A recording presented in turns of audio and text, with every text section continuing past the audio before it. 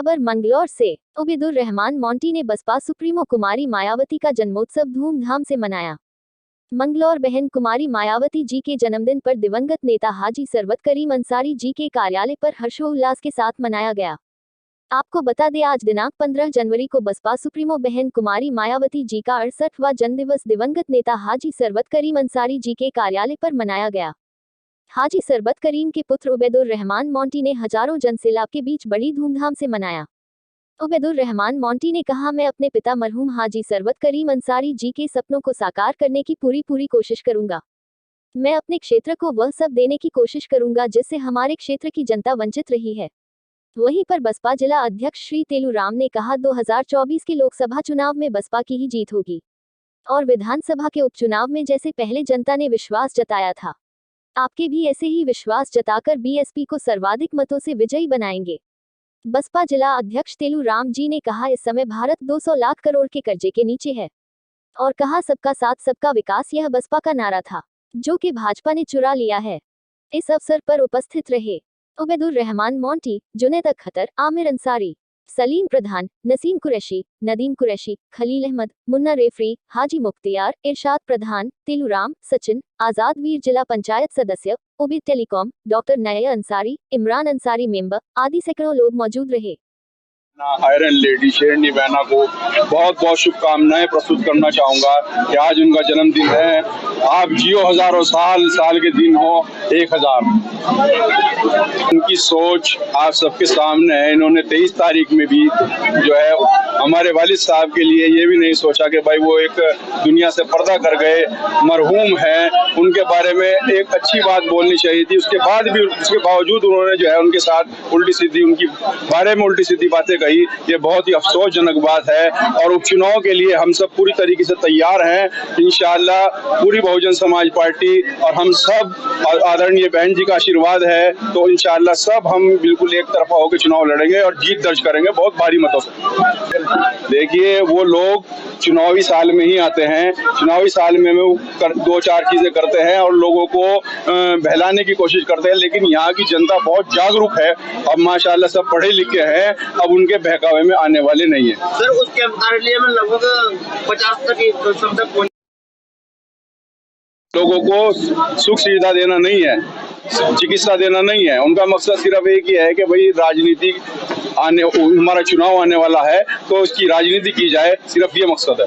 Sir, आपके जनता से यही अपील करना चाहूंगा कि एकजुट रहें, एक मत रहें, आपस में प्यार मोहब्बत बनाकर रखें और अपना आशीर्वाद जैसे आपने 2022 में हमें दिया था, आने वाले 2024 के उपचुनाव में भी अपना आशीर्वाद ऐसे ही बनाकर रखें। हम हमेशा आपके सम्मान में, आपके काम में हमेशा खड़े रहेंगे, कभी पीछे नहीं हटेंगे। इस हिसाब से तो बैलेट पेपर से चुनाव होने चाहिए, उसमें पारदर्शिता ज्यादा रहेगी। इसमें हमारी जो पार्टी की मुखिया है, पहले हम उनका रुख देखेंगे और उसके आधार पर हम आगे काम करेंगे।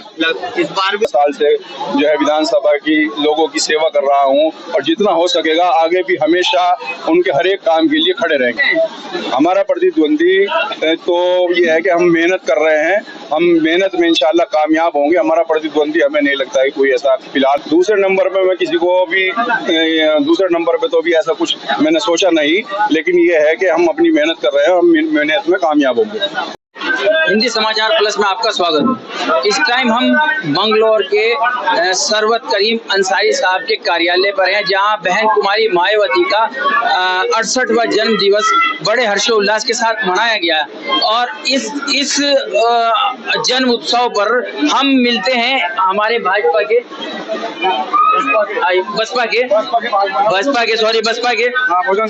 बहुजन समाज पार्टी के। जी साहब, आप बताएं सर, आज बहुजन समाज पार्टी 68वां बहन जी कुमारी मायावती का जन्म दिवस है, इस पर आप क्या कहना चाहेंगे? आज हमारे लिए बहुत ही खुशी का दिन है कि आज के दिन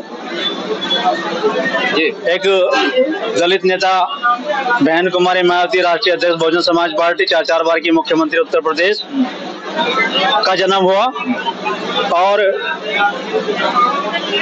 बाबा साहब 6 दिसंबर 1956 को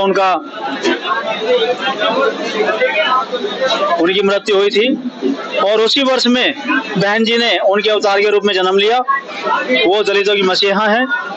ये हमारे लिए बहुत खुशी का दिन है। और ये जो जनसभा लाभ यहाँ हजारों की संख्या में जन्मदिन मनाने हुए थे विधानसभा मंगलौर के व्यक्ति पहुंचे हैं, इनमें सब बहुत उत्साह है और वो जो बहुजन समाज पार्टी को यहाँ बहुत मजबूत करके विधानसभा में पुनः भेजने का काम करेंगे, जो भी कैंडिडेट बहुजन समाज पार्टी का आएगा। बहुजन समाज पार्टी सबका साथ सबका विकास भाजपा पार्टी कहती है, लेकिन सभी बेरोजगार हैं। आपने अभी फरमाया था सब बेरोजगार हैं, जवान हो या बूढ़ा हो या लेडीज हो या लड़की हो, कोई भी हो, सब जवान सब बेरोजगार हैं। इस बारे में आपका क्या ख्याल है? क्योंकि भाजपा कहती है सबका साथ सबका विकास, विकास कहाँ से है ये बताइए, किस तरह से विकास है? उस विकास के बारे में जो बीजेपी कहती है वो करती नहीं है।